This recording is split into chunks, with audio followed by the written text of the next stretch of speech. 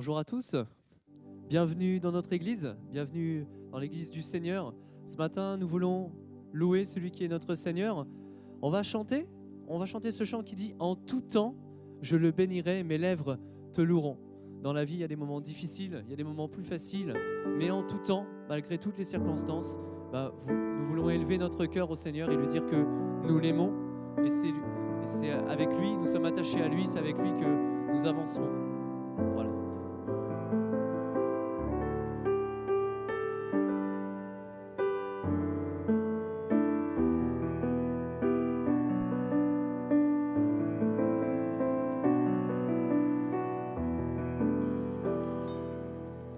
En tout temps je le bénirai, mes lèvres le loueront.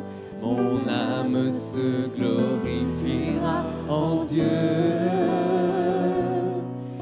Les affligés l'entendront, ils bondiront de joie. D'un même cœur, célébrons le Seigneur.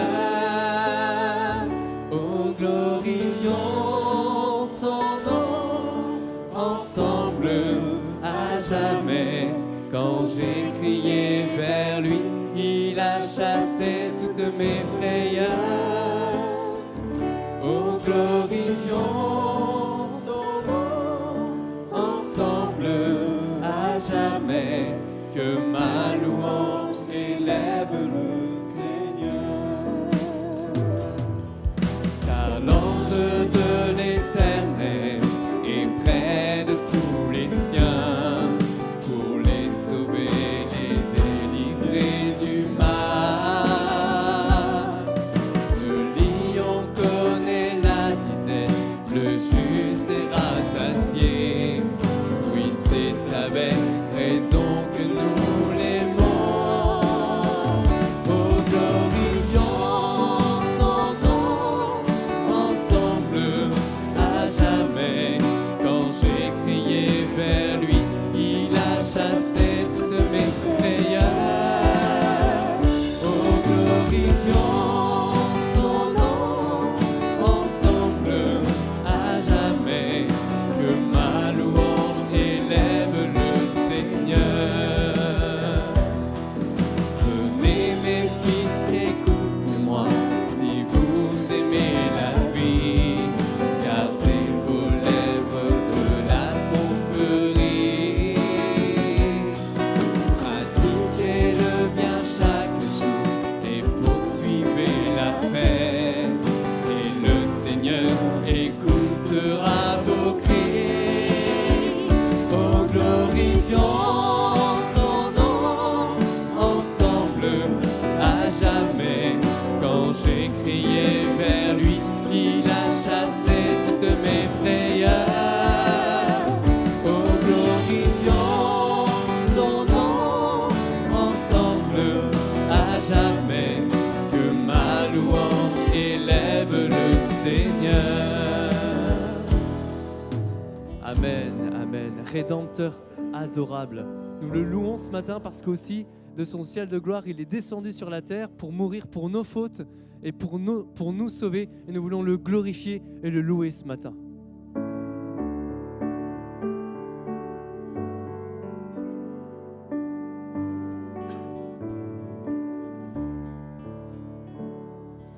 Rédempteur adorable, sur la croix attaché, traité comme un coupable, brisé pour mon péché. Ton angoisse suprême, ta douleur, ton tourment, me disent vois je t'aime, j'ai pris ton châtiment. Abandonné du Père dans mon âme troublée, buvant la coupe amère pour ton iniquité.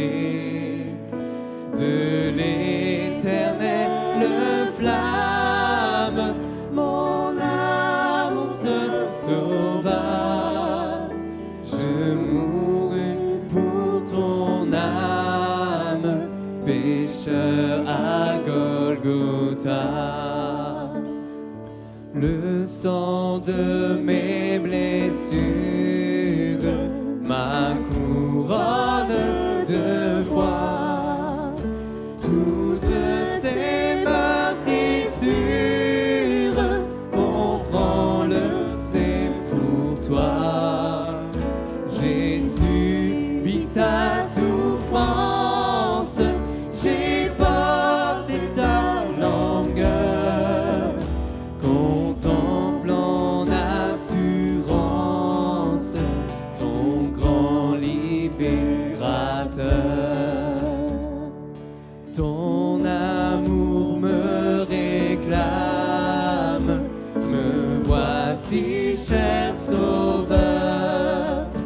Prends mon corps et mon âme pour prix de ta douleur. Oui, mon âme ravie, désormais ne veut plus que vivre de ta vie à ta gloire, ô Jésus. Amen, amen.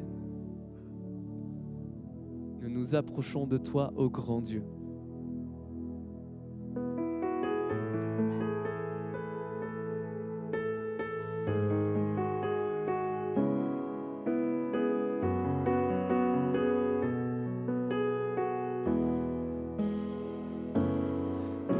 Nous nous approchons de toi, ô grand Dieu. Nous nous approchons de toi, ô grand Dieu. Vers toi seul nos cœurs s'élèvent, ô Seigneur, car tu es bon. Nous nous approchons de toi, ô grand Dieu. Nous nous approchons de toi, ô grand Dieu.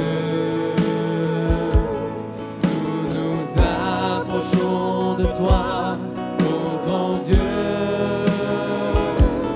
vers toi seul nos cœurs s'élèvent, ô Seigneur, car tu es bon. Nous nous approchons de toi, ô grand Dieu. Nous nous approchons de toi, ô grand Dieu. Approchons de toi, ô grand Dieu. Vers toi seul nos cœurs s'élèvent, ô Seigneur, car tu es bon. Nous nous approchons de toi, ô grand Dieu. Vers toi seul nos cœurs s'élèvent, ô Seigneur, car tu es bon. Nous nous approchons de toi, ô grand Dieu. Amen. Nous voulons nous approcher de lui, tout près de lui. On va chanter encore un chant et je propose que pendant ce chant qui dit « Je donne gloire », et tous les frères qui ont été désignés puissent s'avancer pour la Sainte Seine et ensuite ensemble, tous ensemble, jeunes et vieux, nous pourrons louer le Seigneur de tout notre cœur et de toute notre force.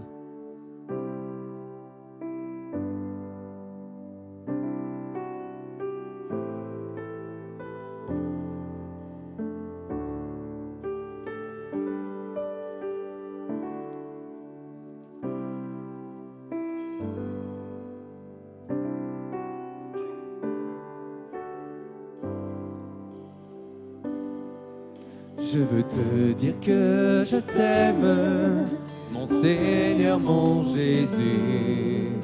Dans ton amour suprême, tu as pourvu pour mon salut. Je suis libre, je veux te louer, de tout mon cœur t'adorer. C'est mon désir de me prosterner devant celui qui m'a sauvé.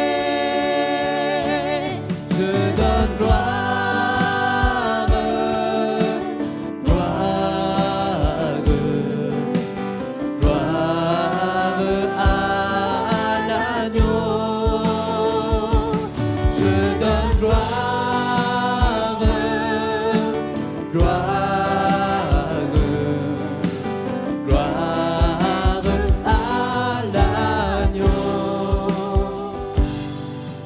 Je veux te dire que je t'aime, mon Seigneur, mon Jésus. Dans ton amour suprême, tu as pourvu pour mon salut. Je suis libre, je veux te louer, de tout mon cœur t'adorer. C'est mon désir de me prosterner devant celui qui m'a sauvé. Je donne gloire, gloire, gloire à l'agneau. Je donne gloire, gloire, gloire à l'agneau. Je veux te dire que je t'aime, mon Seigneur, mon Jésus. Dans ton amour suprême, tu as pourvu pour mon salut. Je suis libre, je veux te louer, de tout mon cœur t'adorer. C'est mon désir de me prosterner devant celui qui m'a sauvé. Je donne gloire, gloire, gloire à l'agneau. Je donne gloire, gloire, gloire à l'agneau. Je donne gloire, gloire, gloire à l'agneau. Je donne gloire, gloire, gloire à l'agneau. Je veux te louer, Seigneur, ce matin. Je veux te dire que je t'aime. Je veux te dire que tu es mon Dieu. Et de ton ciel, Seigneur, tu es descendu pour me sauver, pour pardonner mes fautes, pour laver mon péché. Et je veux te louer ce matin avec toute l'Église, avec mes frères et sœurs. Je veux faire monter vers toi des louanges d'adoration, Seigneur, que tu puisses être élevé dans le ciel, que tu puisses être glorifié ce matin. Sois béni notre Dieu. Amen. Gloire à Dieu.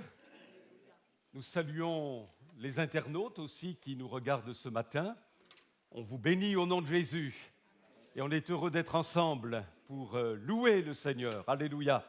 Nous sommes un peuple d'adorateurs et nous voulons aussi poursuivre notre méditation sur le roi David. Nous avons ouvert dernièrement, dimanche dernier, un nouveau chapitre concernant David, un chapitre que j'ai intitulé « L'ascension fulgurante de David ». Et cette ascension est résumée par au moins un verset dans le livre de Samuel, le premier, au chapitre 18, verset 14, qui dit « David réussissait dans toutes ses entreprises et l'Éternel était avec lui. » Et parmi ces victoires glorieuses que David a remportées, il en est une particulièrement saillante, c'est celle remportée contre Goliath, le géant Goliath. Et on va s'intéresser particulièrement à ce récit qu'on connaît par cœur. Je pense que dès qu'on est enfant, que ce soit dans le cadre du GIB, l'école du dimanche, ou alors auprès de son papa, de sa maman chrétienne, quand on a été enfant, on a entendu inévitablement parler de cette victoire de David sur Goliath. Et ce merveilleux récit, authentique récit, se trouve dans le premier livre de Samuel, au chapitre 17. Alors, je vous invite à ouvrir la parole de Dieu ensemble. On va cheminer au fur et à mesure avec le chapitre 17 du premier livre de Samuel. Vous garderez vos Bibles ouvertes, puisqu'on ne va pas lire tout l'ensemble du récit, mais on va le faire progressivement. 1 Samuel 17, à compter du verset 1er.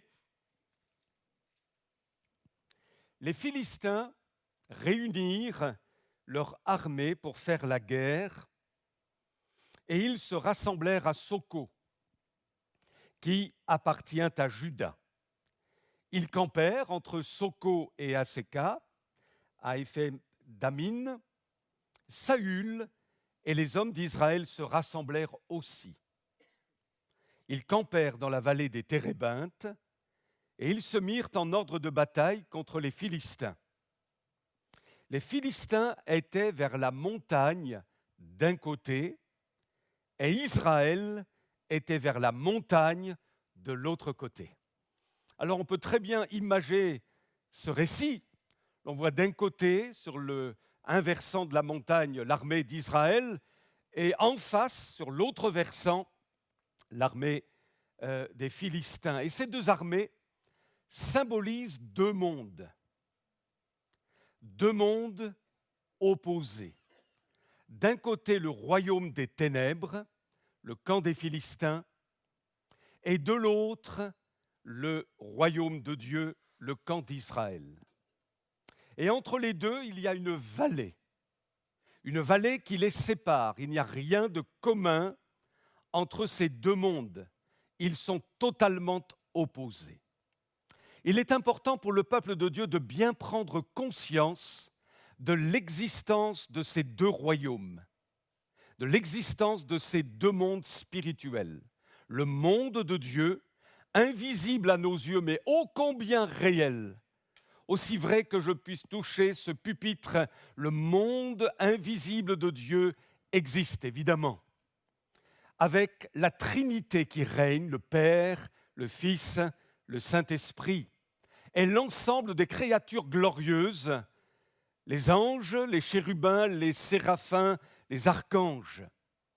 Et puis, il y a cet autre monde tout à fait ou totalement opposé au monde de Dieu, au monde de la lumière, c'est le monde de Satan. Satan qui a chuté dans un temps que nous ne pouvons pas définir, mais ce chérubin protecteur, puisqu'il n'a pas été créé Satan à l'origine, le diviseur, l'égorgeur, le menteur, mais c'était un ange élevé, un maître dans le domaine d'ailleurs du chant, de la louange, et voilà que l'orgueil a été conçu dans son cœur, et ce chérubin protecteur a chuté, entraînant après lui une multitude d'anges qui sont devenus des démons, des entités démoniaques dans les lieux célestes.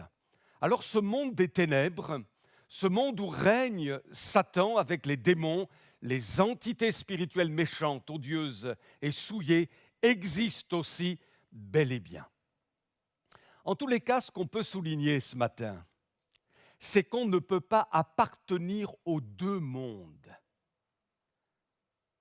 Soit au monde des ténèbres et avec le monde de la lumière, non. Jésus dit, nul ne peut servir de maître à la fois. C'est pourquoi il est impératif, bien-aimés, d'expérimenter une véritable conversion, une véritable nouvelle naissance. En quoi consiste la conversion à Jésus-Christ ? Eh bien, c'est le passage du monde des ténèbres au monde de Dieu en Jésus. Du monde de la perdition au monde du salut par le sacrifice de Jésus et sa résurrection. Alléluia. Du pouvoir de Satan à Dieu. Avez-vous expérimenté cela ? Amis internautes, est-ce que vous avez expérimenté cette conversion à Jésus-Christ qui s'est manifestée par ce passage du monde des ténèbres au monde de la lumière? Votre vie a été transformée. Alléluia. De perdus que nous étions, nous sommes sauvés par grâce au travers de Jésus-Christ.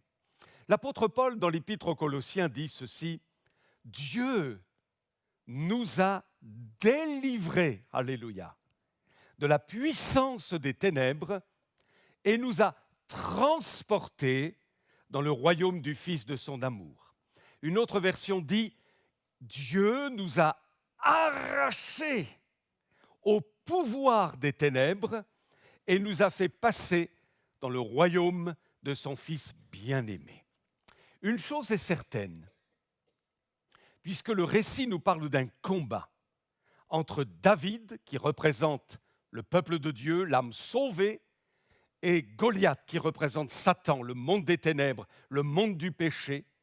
Une fois passé du royaume des ténèbres, mes amis, au royaume de Dieu par la nouvelle naissance, le chrétien est désormais engagé dans une guerre spirituelle. Il faut être vraiment conscient de cela, bien-aimés.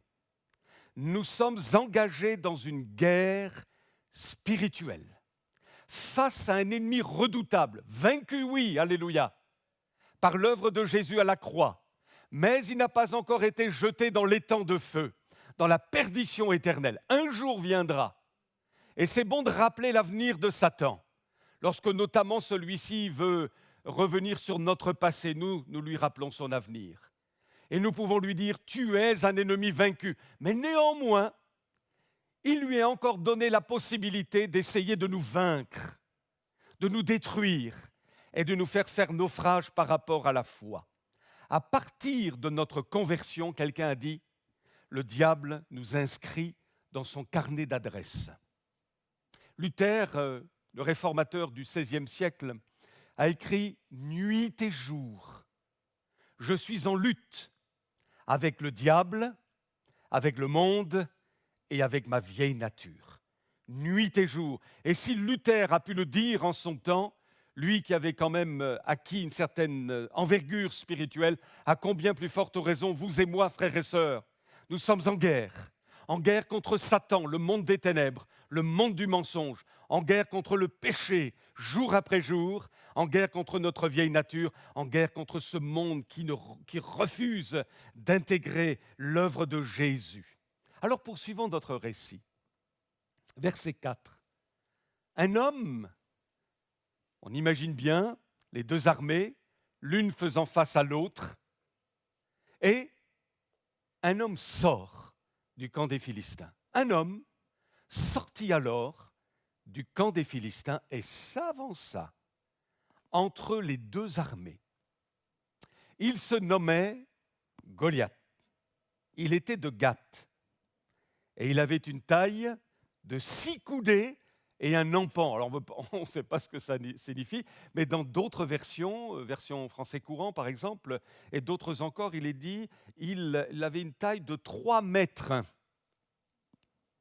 Les plus grands basketteurs américains ne peuvent pas rivaliser. 3 mètres. Verset 5. Sur sa tête était un casque d'airain, et il portait une cuirasse à écailles du poids de 5000 cycles d'airain. Il avait aux jambes une armure d'airain et un javelot d'airain entre les épaules. Le bois de sa lance était comme une ensouple de tisserand, et la lance pesait 600 cycles de fer. Celui qui portait son bouclier marchait devant lui. Le Philistin s'arrêta. Et s'adressant aux troupes d'Israël, rangées en bataille, il leur cria « Pourquoi ?» Imaginez l'ennemi de nos âmes, c'est vraiment ça. Il représente l'ennemi de nos âmes. Pourquoi sortez-vous pour vous ranger en bataille ? Ne suis-je pas le Philistin et n'êtes-vous pas des esclaves de Saül ? Choisissez un homme qui descende contre moi. S'il peut me battre et qu'il me tue, nous vous serons assujettis. Mais si je l'emporte sur lui et que je le tue, vous nous serez assujettis et vous nous servirez. Ce type de défi était une pratique courante dans l'Antiquité.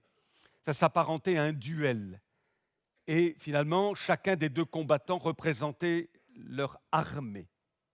Si le combattant pouvait vaincre l'autre, alors c'était l'armée qui devenait victorieuse. Goliath donc s'est avancé et a défié l'armée d'Israël. « Trouvez-moi un homme afin qu'il se batte contre moi.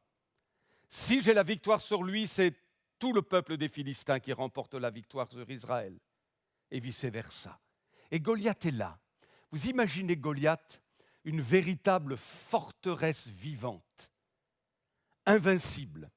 Un auteur chrétien l'a décrit ainsi, avec ses 3 mètres de hauteur. Goliath portait ce que nous appellerions aujourd'hui une cotte de mailles. Pour combattre, les Philistins revêtaient un lourd sous-vêtement fait de petits anneaux d'airain entrelacés. Cette cotte de mailles allait des épaules aux genoux. Elle couvrait les soldats et les protégeait. Elle pesait près de 60 kilos à elle seule. D'autre part, Goliath portait un casque d'airain, des jambières d'airain, pour protéger ses tibias. De plus, il avait un javelot d'airain suspendu entre les épaules qui pesait environ une dizaine de kilos. Goliath est la représentation de Satan ici. Et Satan ne fait que narguer le peuple de Dieu. Comme Goliath a nargué l'armée d'Israël et son roi, Satan nargue le peuple de Dieu et le Dieu de la Bible.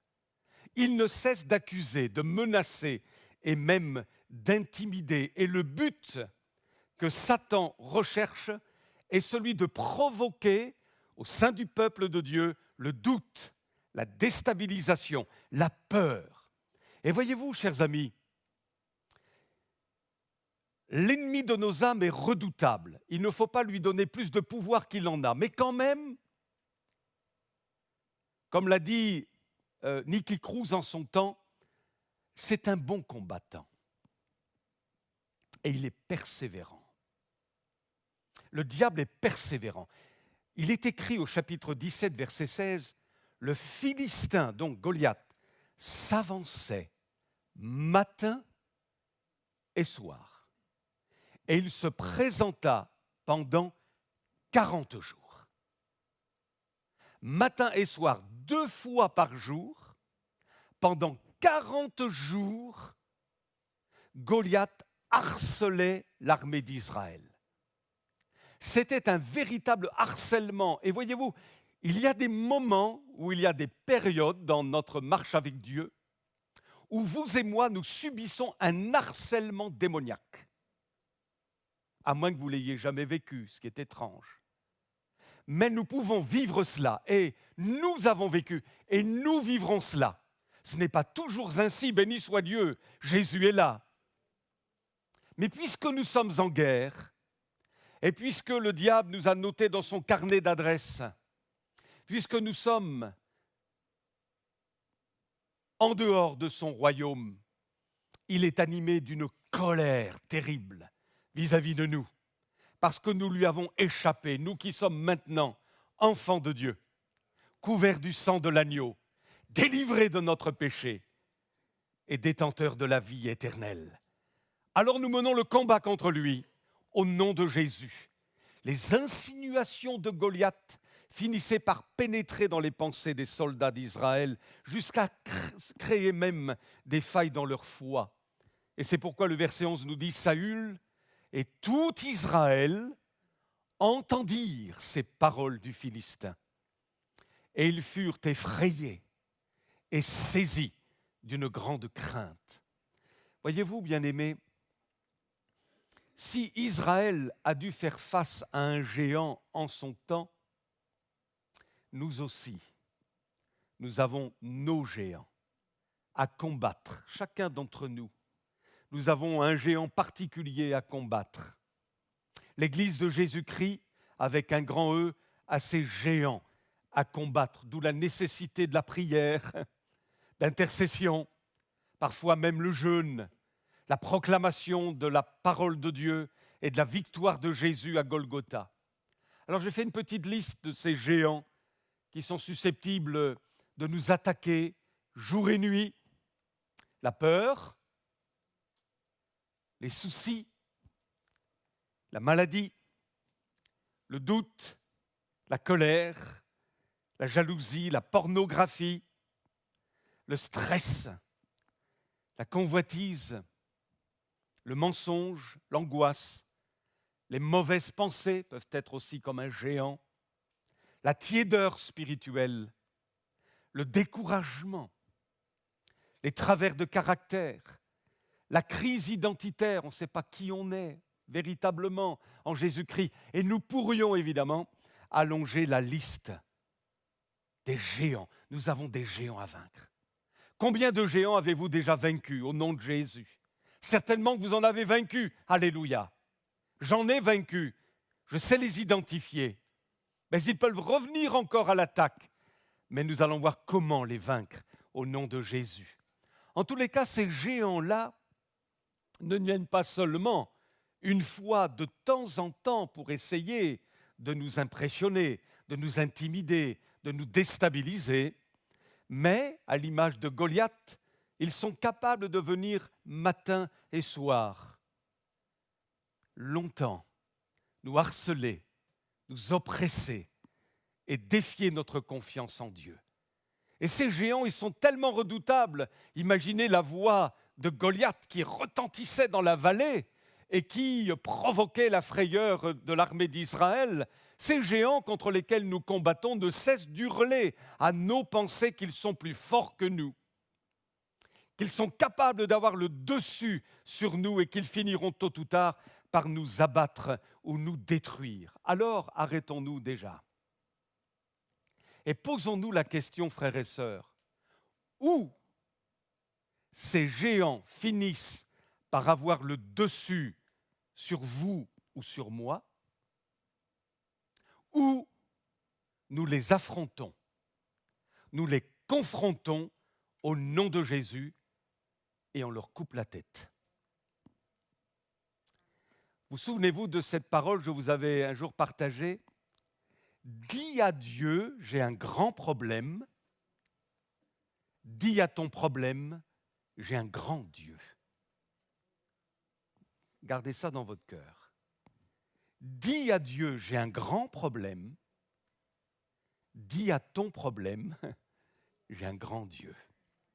Et David avait un grand Dieu, bien plus grand que Goliath, malgré ses 3 mètres de haut.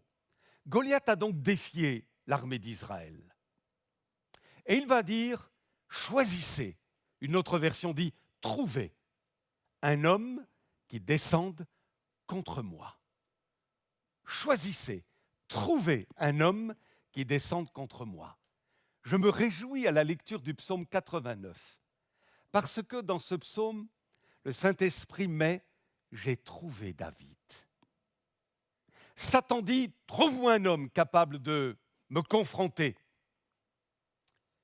Et Dieu dit, j'ai trouvé un homme. J'ai trouvé David, mon serviteur. Je l'ai oint de mon huile sainte, et le Seigneur a d'ajouter, ma main le soutiendra et mon bras le fortifiera. Dieu a trouvé Jésus, alléluia. Quel était l'homme capable de pouvoir vaincre Satan d'une manière parfaite, définitive, si ce n'est Jésus. Alléluia. Un cri a été lancé dans l'univers. Qui enverrai-je ? L'Éternel qui dit, mais qui enverrai-je ? Parce que le Seigneur, l'Éternel, était conscient qu'il y avait un problème majeur sur la terre qu'il avait faite et les créatures qu'il avait faites. Le péché était entré dans le monde. Satan avait remporté une victoire. Adam et Ève étaient tombés. Et les générations qui ont succédé à Adam et Ève, comme par une transmission du péché, a été vaincues. Ces générations ont été vaincues. Alors, l'Éternel dit, mais qui enverrai-je ? Sous-entendu, pour régler ce problème de l'humanité, une voix s'est fait entendre.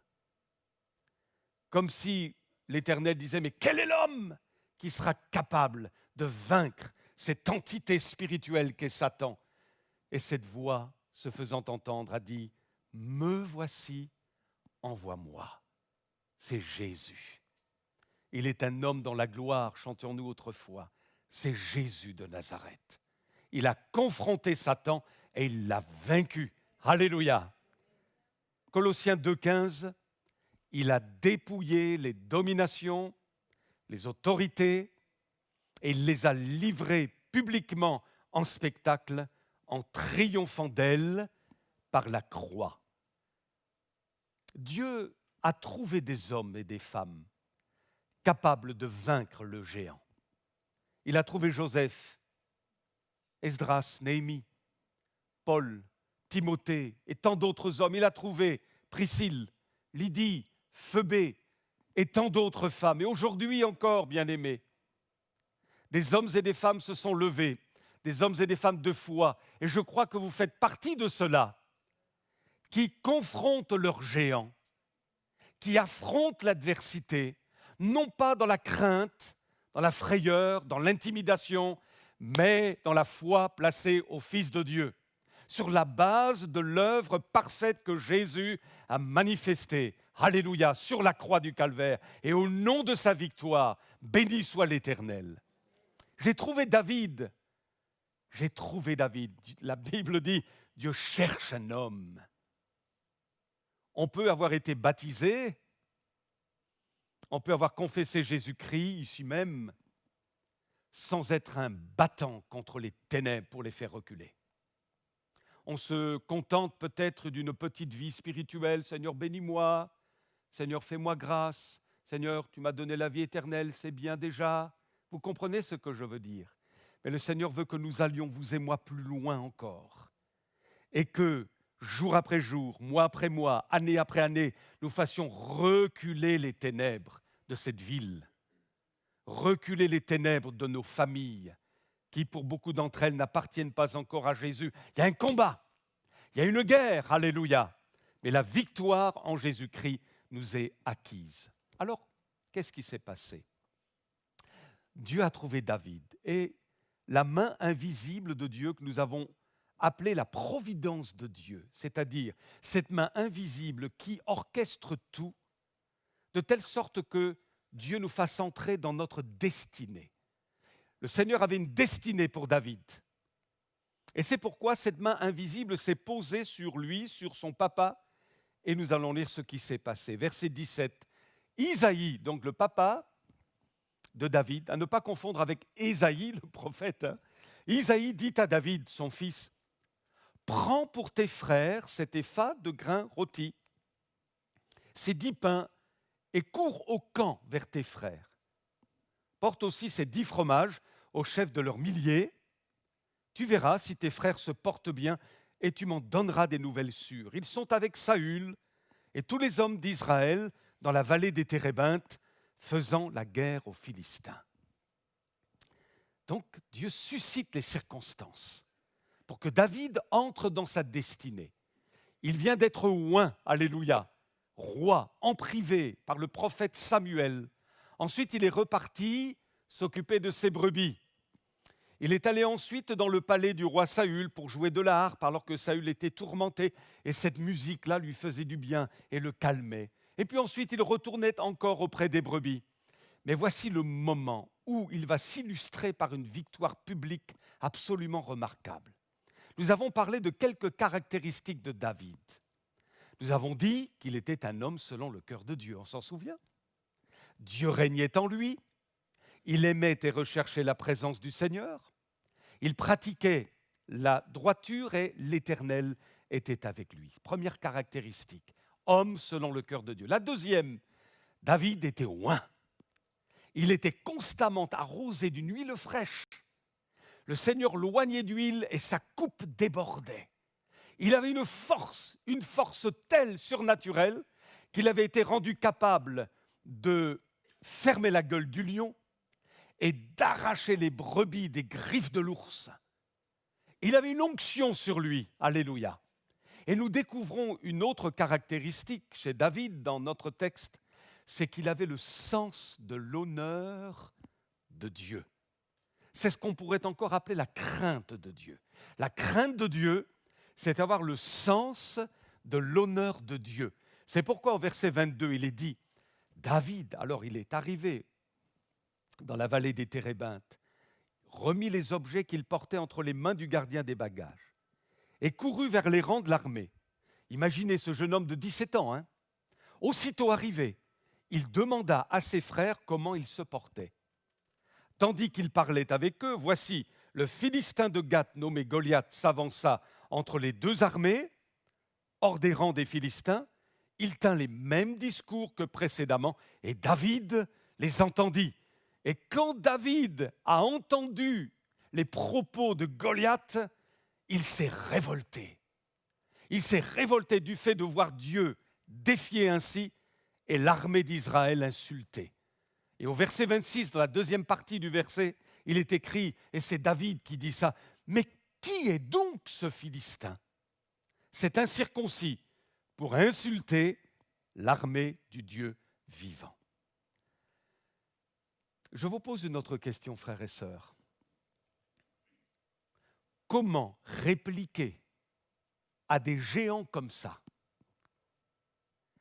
Comment répliquer aux forces des ténèbres sans réunir les caractéristiques de David?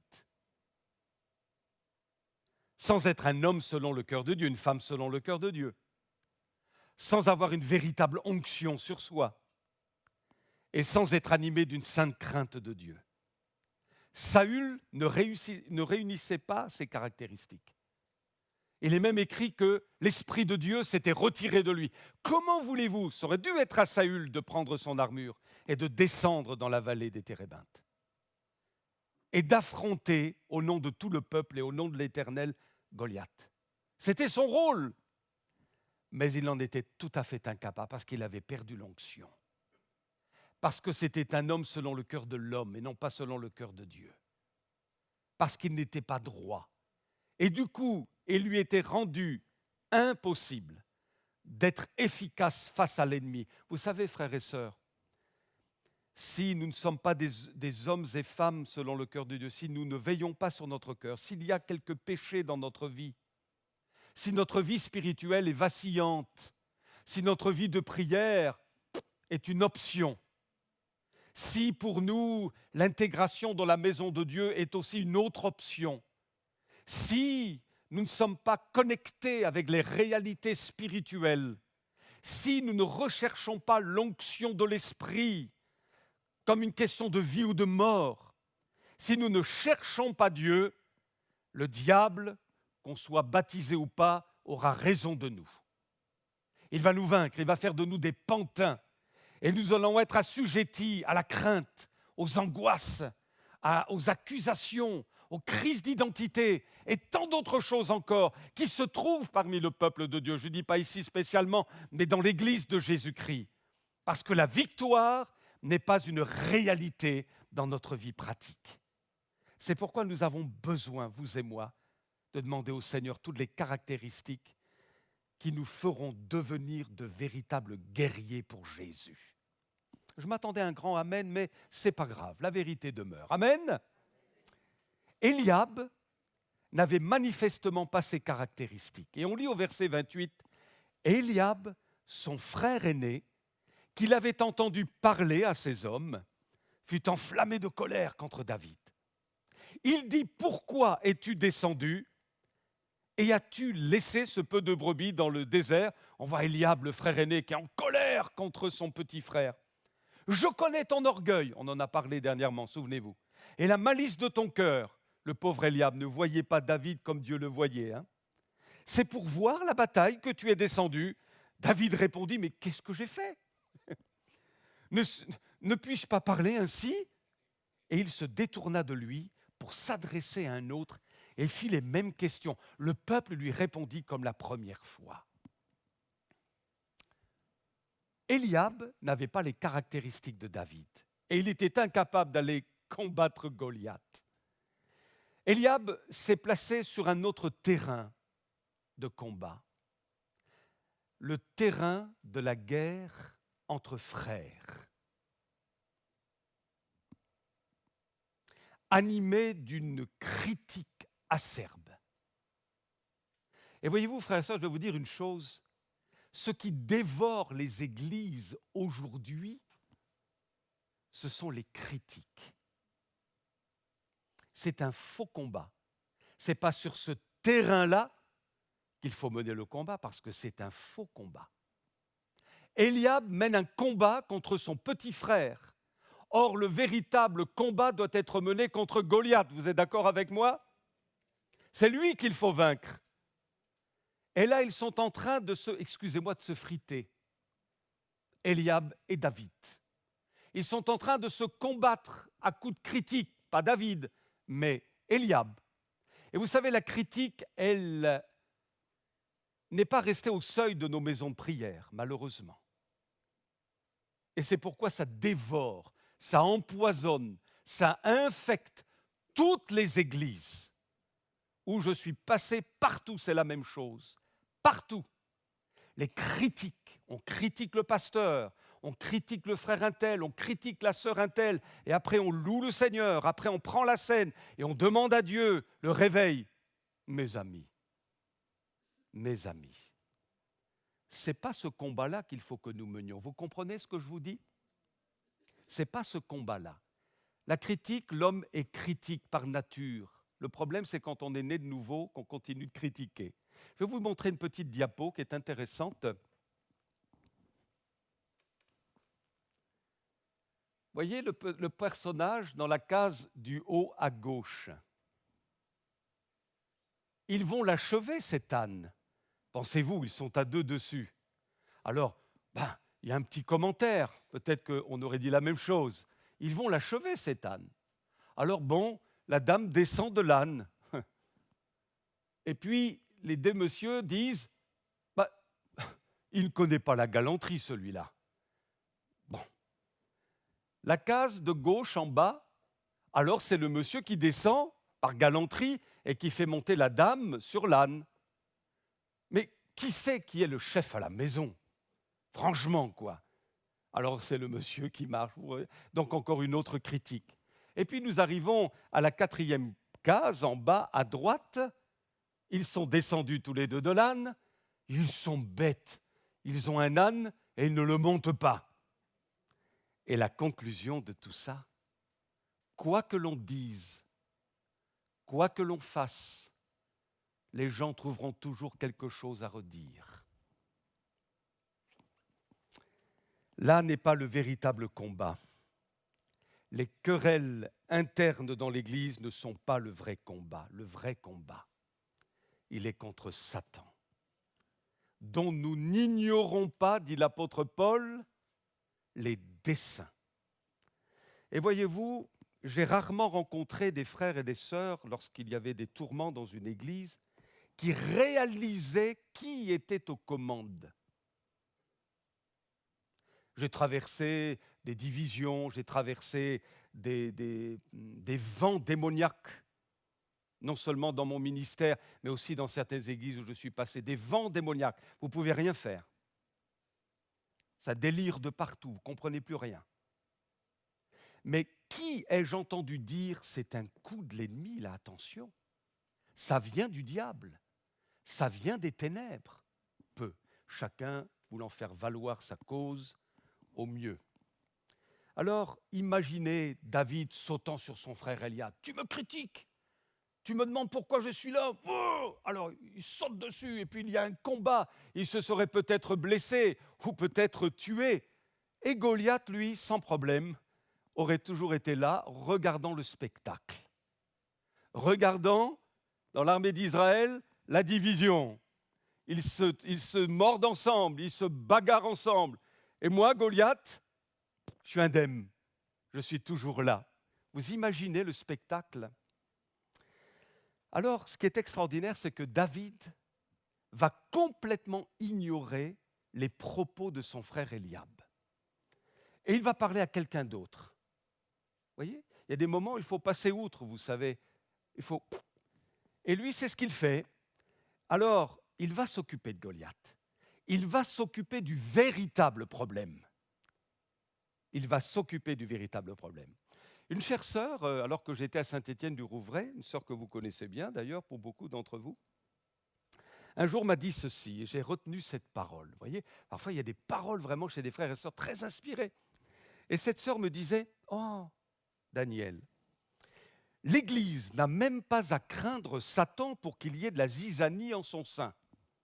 Avec nous, les chrétiens, c'est bien suffisant. » Ça m'avait interpellé.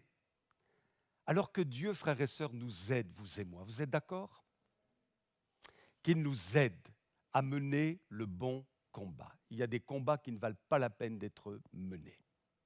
Je vous ouvre mon cœur, clairement, mais c'est important, il faut savoir qui nous devons combattre. Ce n'est pas le pasteur que vous avez à combattre, ni un tel, c'est Satan qu'on a à combattre.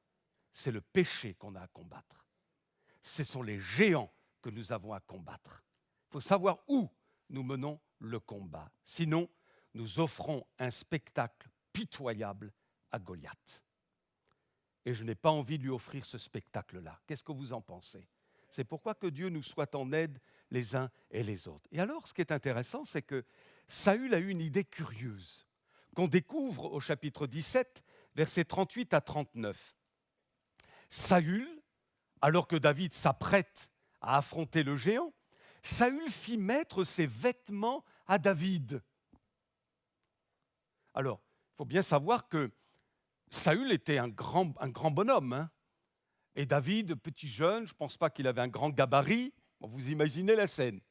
Il plaça sur sa tête un casque d'airain, le revêtit d'une cuirasse. David ceignit l'épée de Saül par-dessus ses habits et voulut marcher, car il n'avait pas encore essayé. Mais il dit à Saül, « Je ne puis pas marcher avec cette armure.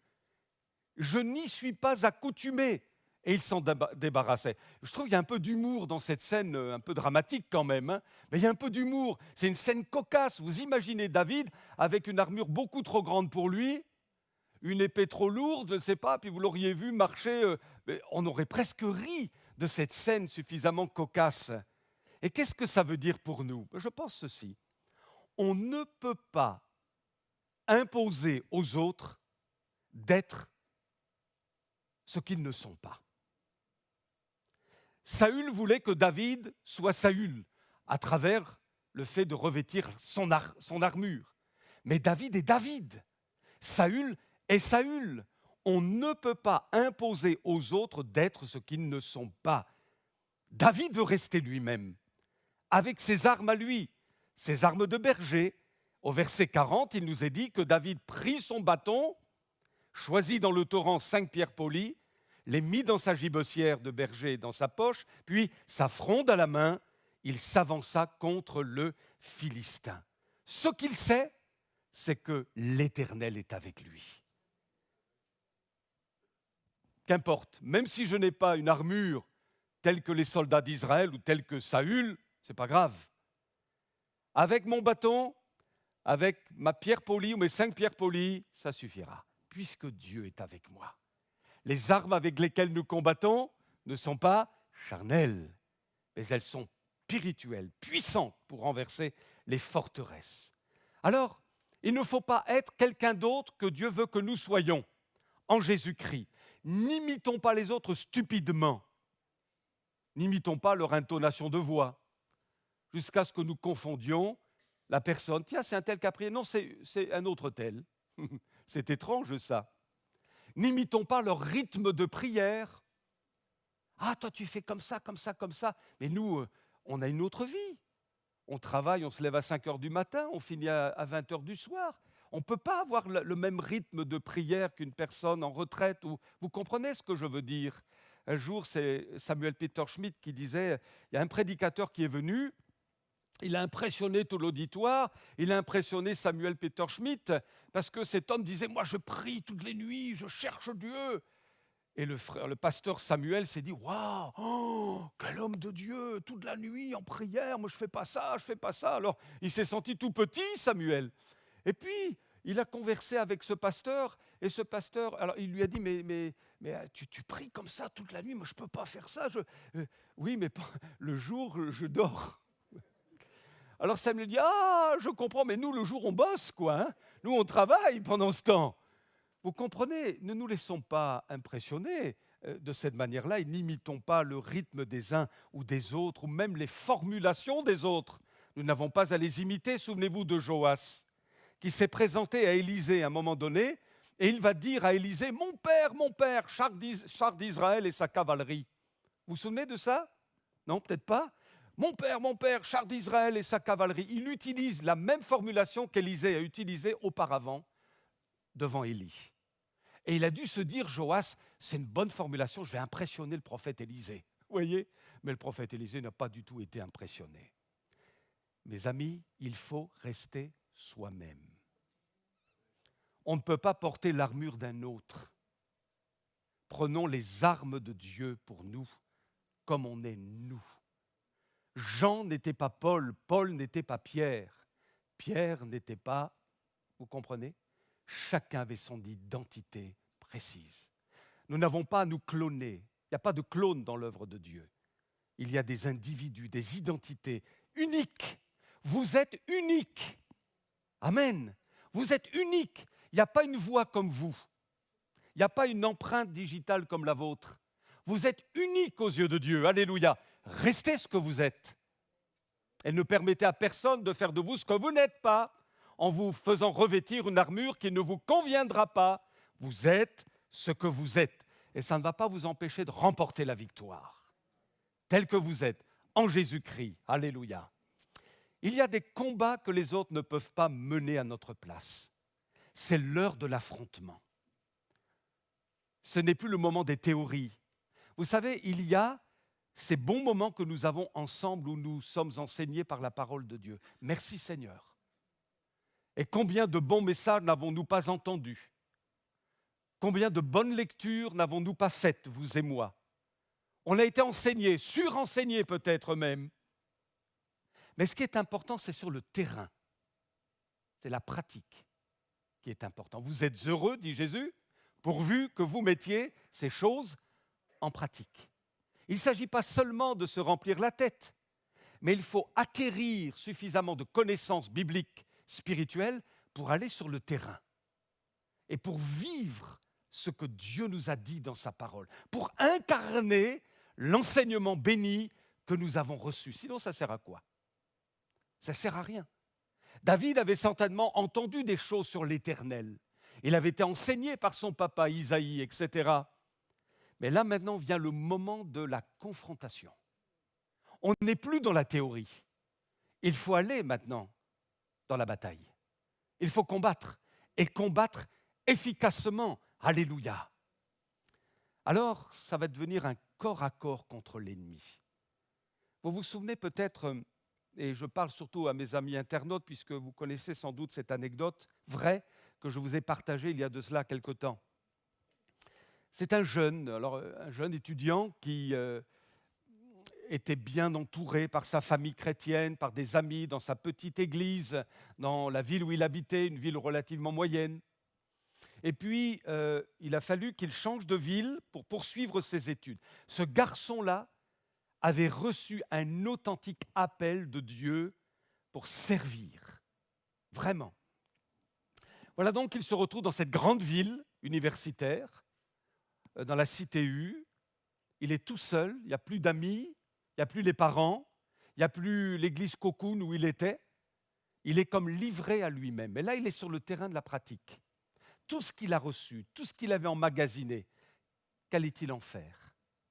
Et puis, l'histoire voulait que, et c'est une histoire vraie, à la fac, le professeur ou la professeure, jeune professeur, a été attirée par ce jeune étudiant. Et un jour, elle dépose un petit papier sur la table. En fait, c'était un rendez-vous, une demande de rendez-vous. Le garçon, un peu comme Joseph, un beau garçon, vous voyez, il avait aussi ses combats, ses pulsions d'homme. Il ne connaissait rien à cette vie sexuelle, lui. Il s'était préservé. Mais là, il y a un géant qui est venu devant lui. Le géant du sexe. Avant l'heure. Et donc, le soir, il est dans sa petite chambre d'étudiant et le téléphone sonne. Il sait que c'est elle. Il sait que c'est elle. Et il comprend l'enjeu. Il se dit, j'ai reçu un appel pour servir Dieu. Je ne suis plus dans le cadre cocoon dans lequel j'ai évolué. Alors il a eu ses combats, ses luttes. Un terrible combat. Parce qu'il avait ses pulsions d'homme. Et donc, il s'agenouillait, il marchait, le téléphone s'arrêtait, il ressonnait encore, il ressonnait. Le fameux harcèlement de Goliath. C'était un harcèlement, c'était un combat terrible. Dans les lieux célestes, on peut imaginer les puissances de ténèbres qui étaient à l'œuvre pour faire la pression et pour faire craquer le jeune. Et bien, à un moment donné, il crie à Dieu. Il prend le fil du téléphone, c'était un téléphone fixe à l'époque, il prend le fil, il arrache complètement. La sonnerie s'est arrêtée. Il a eu un soulagement et il a pu dire victoire. victoire. Je ne pense pas qu'il ait utilisé cette formulation, mais le géant est tombé. J'ai remporté la victoire. Par la suite, ce jeune homme est devenu un prédicateur d'excellence, œuvrant dans le monde entier, gagnant des âmes. Merci Seigneur. Le diable le savait. Et il voulait faire tomber ce jeune homme. Il y a eu un corps à corps. Et il y a des moments, frères et sœurs, où il y a de véritables corps à corps avec l'ennemi. Voulons-nous une victoire? Est-ce qu'on ne peut compter que sur les autres? Il y a des combats que nous ne pouvons mener que seuls face à l'ennemi. Merci Seigneur, il y a l'armée qui prie. Alléluia. Mais néanmoins, les autres ne peuvent pas mener le combat que je dois mener. Les autres ne pourront pas mener le combat que vous devez mener, vous. Et là, vous allez affronter votre géant et le vaincre au nom de Jésus. Quelle gloire!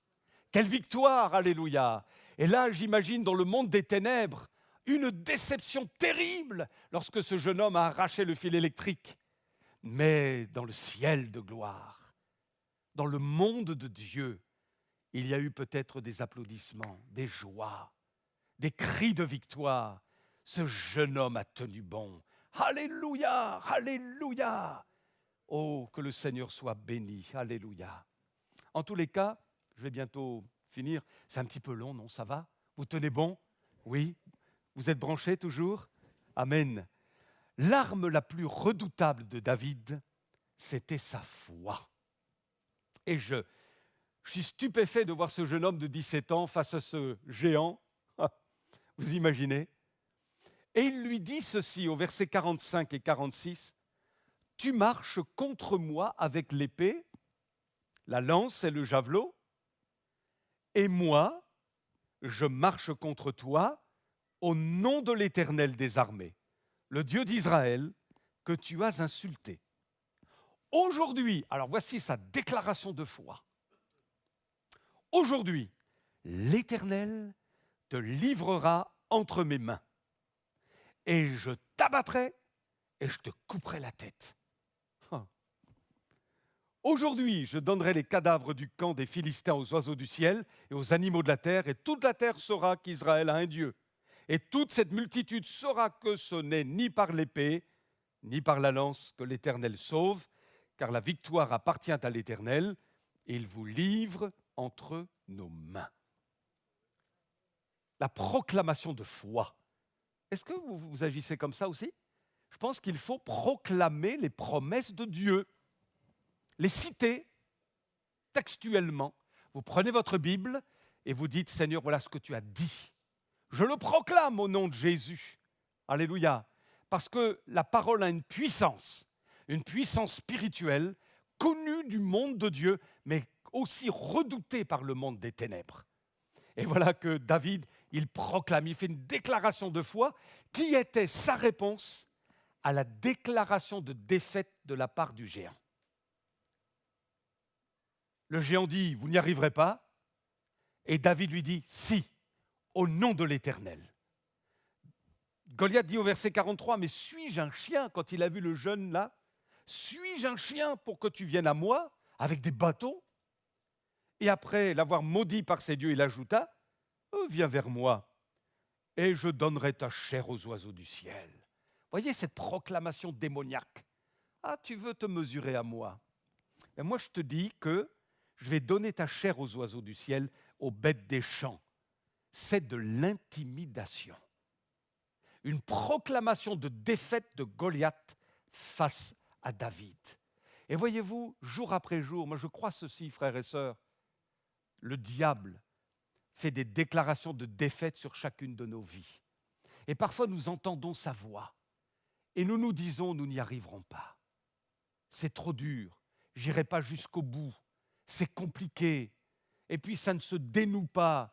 Et là, ce sont des proclamations de défaite du diable. Tu es un échec, tu as raté ta vie, tu ne t'en sortiras pas. Voyez, vous avez déjà entendu cette voix-là, c'est terrible, hein, c'est terrible, c'est des coups de marteau là, qui est lancé contre votre tête. En fait, c'est de l'intimidation. Le diable veut toujours, comme Goliath, essayer de nous intimider. Un auteur chrétien a dit « L'intimidation est notre pire handicap quand nous sommes face à des géants. Quand il nous impressionne, nous sommes bouche bée, nos pensées sont confuses, nous ne savons plus comment prier, nous sommes omnibulés par les obstacles, nous oublions qui nous représentons et nous restons cloués d'effroi. Je me demande ce que Dieu en pense, lui qui nous a promis « Ma puissance est à votre disposition et elle est plus forte que n'importe quoi sur terre, faites-moi confiance. » Alléluia. Alors mes amis, je vais conclure, j'avais d'autres choses à dire, mais je vais conclure. David ne se laissera pas intimider. Alléluia. De la même manière, nous n'avons pas à nous laisser intimider par l'ennemi de nos âmes. Nous avons en Jésus les moyens de vaincre. Que ce soit pour nos enfants, proclamons la victoire. L'ennemi veut nous intimider. Regarde ce qu'il est devenu. Il a quitté les rangs de l'Église, ça fait combien d'années? Depuis le temps, il n'est jamais revenu. Tu as vu ses raisonnements? Il est à moi maintenant. L'ennemi va dire, il est à moi maintenant. Et nous souffrons et nous sommes là, nous voyons le pouvoir du diable sur notre enfant et nous nous disons, mais Seigneur, ce n'est pas possible. Mais nous croyons que Jésus est capable de l'arracher de la gueule du lion et de la patte de l'ours. Alléluia. Et nous ne voulons pas nous laisser intimider. Je vous avais raconté cette histoire de cette personne-là. Moi, j'avais un gros problème avec un de mes gars. Et puis, cette personne m'a encouragé, sans le savoir, parce qu'elle-même, son fils avait dit « Je ne viendrai plus à l'église, c'est fini. J'ai 18 ans maintenant, il n'est plus question que j'aille à l'église. Je suis majeur. » Et ce gars, les années ont passé, il est toujours en dehors des voies de Dieu. Mais sa maman, une femme de foi, me regarde droit dans les yeux. Elle me dit « Mais notre garçon, voyez-vous frère, nous l'avons soumis à la traque de Dieu. » Ah, cette expression a marqué mon cœur. Nous l'avons soumis à la traque de Dieu. Et ils sont paisibles, imperturbables. On ne peut pas les déstabiliser. Ils ont soumis leur enfant à la traque de Dieu. Et malgré les intimidations du diable, eh bien, il reste bien ferme sur les promesses de Dieu. Nous savons qu'au temps marqué par Dieu, le Seigneur visitera notre enfant. Et il reviendra dans les voies de Dieu. Alléluia. Et il le proclame au nom de Jésus. C'est une guerre. C'est un combat. Il y a un géant à vaincre là, mais Jésus est vainqueur. Alléluia. Que ce soit pour les âmes autour de nous, que ce soit des situations nouées, et que Dieu nous fasse grâce, proclamons par la foi les promesses de Dieu et ayons le regard de la foi. David ne s'est pas vu comme Goliath le décrivait. Je vous pose la question. Qui est le véritable géant dans ce récit? D'après vous? Je ne vous entends pas là. Vous avez peur de répondre? J'entends un petit David timidement. David, c'est peut-être David. Mais oui, c'est David. Alléluia. Ça ne vous réjouit pas? Parce qu'avec la foi, on prend de la hauteur. Et du coup, quand on prend de la hauteur, le géant devient petit. Parce que c'est Dieu qui est grand. Et David était le géant dans cette affaire. Et j'ai envie de dire, Goliath, c'est le nain. L'ennemi n'a pas de pouvoir en réalité. Il est vaincu. Il faut qu'on soit fort de ça. Alléluia. Je vois parfois, je vous adresse aussi une parole à mes bien-aimés originaires d'Afrique ou même des Antilles, et on vous aime, alléluia. Mais souvent, vous savez, vous avez plus de connaissances sans doute que nous, les Occidentaux, du monde des ténèbres et tout ça. Et donc souvent, des bien-aimés, dans les églises où j'ai été, venaient me voir pour dire « Frère, il faut que vous veniez chez nous, pour que, voilà, si le diable est là, si des démons, vous allez les chasser, parce qu'on est dans ce nouvel appartement, dans cette nouvelle maison. » À chaque fois, je me suis empressé de leur dire « N'ayez aucune crainte. L'ennemi est vaincu pour autant que vous soyez dans la main de Jésus. » Est-ce que vous êtes conscient que l'ennemi a peur de vous? Que le véritable géant, c'est vous et que lui, il est vaincu une fois pour toutes? À la croix du calvaire, vous avez autorité. Alléluia. On a autorité. Il y a des moments où il faut dire à l'ennemi, va-t'en. Amen. Avec mon épouse, souvent, on prie, on dit, va-t'en. Au nom de Jésus, tu t'en vas maintenant. Tu t'en vas. Nous avons autorité sur toi. Et tu n'as pas à nous intimider. Tu n'as pas à créer en nous des angoisses. Ça suffit. Va-t'en. Nous avons autorité. Alléluia. Nous sommes en guerre. Les géants sont là. Mais Jésus est avec nous. Béni soit Dieu. La question est celle-ci. Où en sommes-nous par rapport à la foi, mes amis? Que Dieu nous soit en aide les uns et les autres. Amen. J'avais d'autres choses encore à vous dire, mais le temps passe trop vite. Quel bonheur pour l'apôtre Paul de pouvoir prêcher toute une nuit. Mais Eutychus est tombé quand même. Alors, il y a peut-être des Eutychus ce matin, ils sont en train de se dire « Ouh là là, frère, arrêtez, arrêtez !» Bon, mais béni soit Dieu, le Seigneur est avec nous. J'ai en face de moi une armée de géants. Amen, une armée de géants. Gloire à Dieu. Et une armée de vainqueurs. Au nom de Jésus, que Dieu nous soit en aide. Merci Seigneur pour ces moments. Merci de nous visiter, de nous bénir, de nous fortifier les uns et les autres. Nous acclamons le roi, nous bénissons l'agneau. Tu es notre victoire. Seigneur, oui, on a fort à faire parfois avec l'ennemi, avec notre vieil homme, notre vieille nature. On a fort à faire avec l'esprit du monde actuellement, Seigneur. On a des combats qui nous sont personnels, des choses qui nous terrorisent, qui nous aliènent, qui nous assujettissent, qui nous culpabilisent même.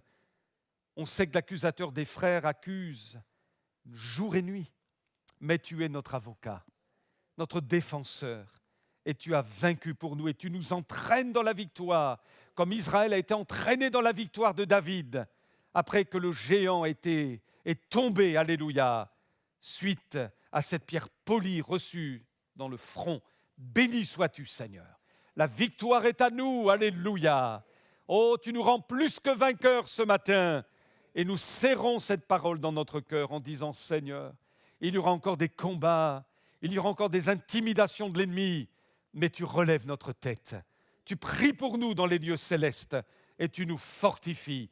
À toi la gloire. Si quelqu'un au milieu de nous est vaincu et comme vaincu dans sa foi, vaincu par des géants, vaincu par toutes sortes de choses, eh bien mon ami, prends courage, alléluia. Jésus est avec toi et va affronter ton géant dans le nom du Seigneur, alléluia, car il est vaincu. Gloire à toi, Seigneur, au nom de Jésus.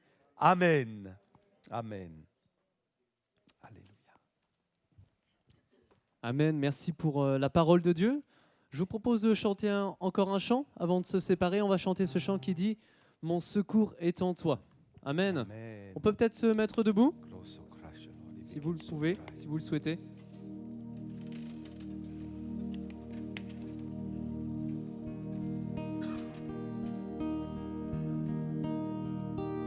Alléluia. Merci Jésus. Si la lune me glace et le soleil menace, Créateur des étoiles, mon secours est en toi. Si mes larmes ruissellent et que mon pas chancelle, Créateur de la terre, mon secours est en toi.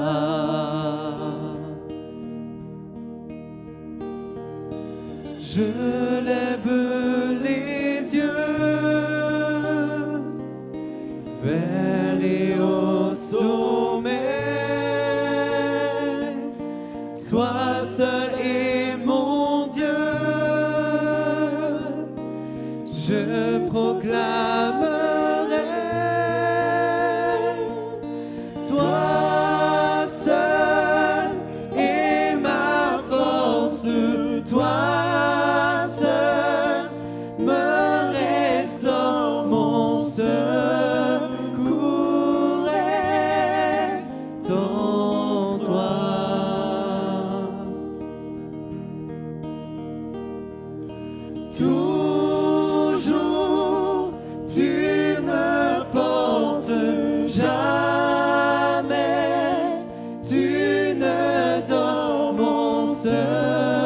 secours est en toi.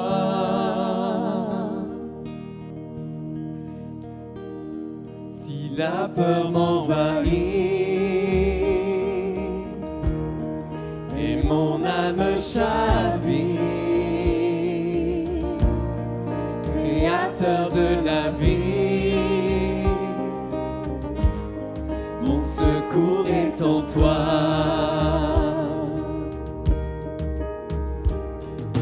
Je lève les yeux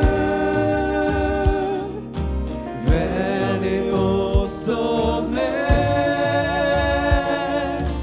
Toi seul est mon Dieu. Je proclamerai. Toi seul est ma force. Toi seul me restaure. Mon secours est en toi.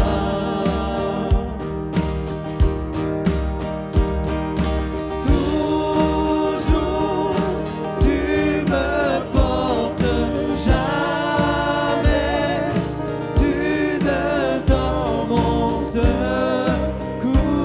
est en toi.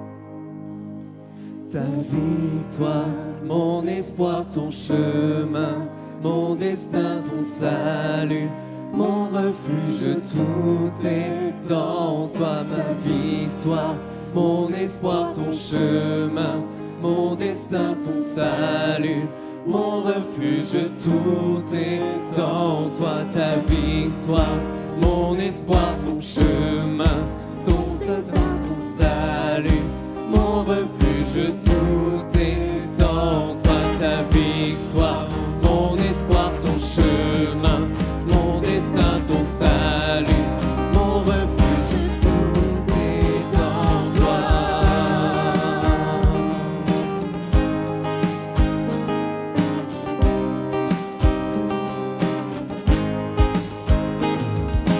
victoire, mon espoir, ton chemin, mon destin, ton salut, mon refuge, tout est en toi. Ta victoire, mon espoir, ton chemin, mon destin, ton salut, mon refuge, tout est en toi.